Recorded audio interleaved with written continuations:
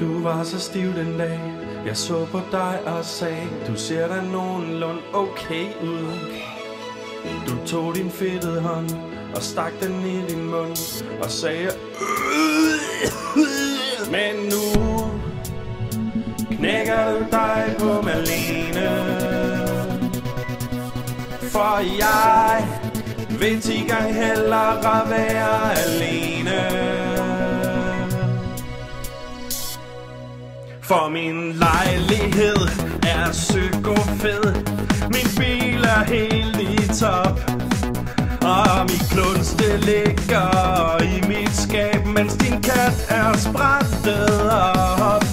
Og jeg sidder lige i min bil på vej langt væk fra dig. Hvad så?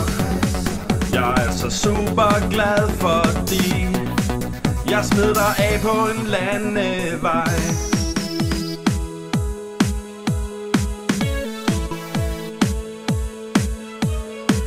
Nu kommer du og vil prøve mig en gang til, og lover at vi ikke skal sove. Det med at flippe ud og smadre andres ting, det er sgu da ikke for sjov.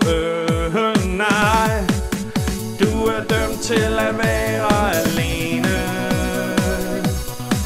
For jeg vil 10 gange hellere knalde Malene, Susanne, Katrine, Emilie, Karl Løvring og så hende dernede fra slikbutikken.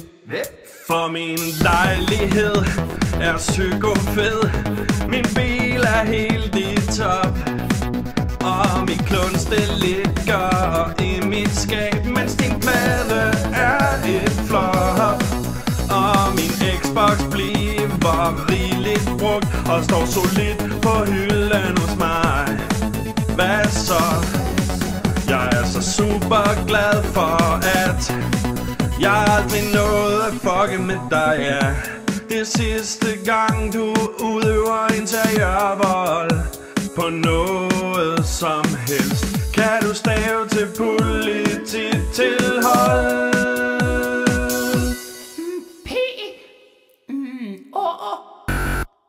Og de billeder, som jeg tog af dig, dem slettede jeg sgu.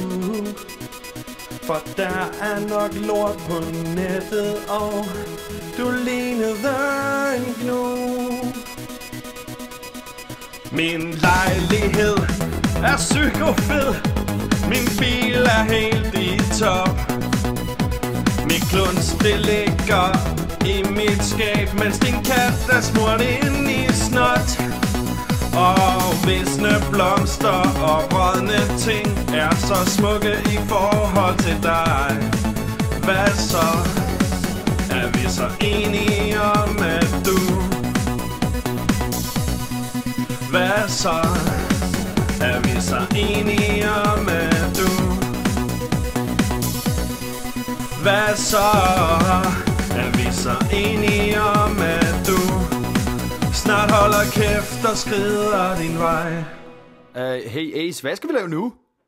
Det ved jeg ikke. Hvad synes du?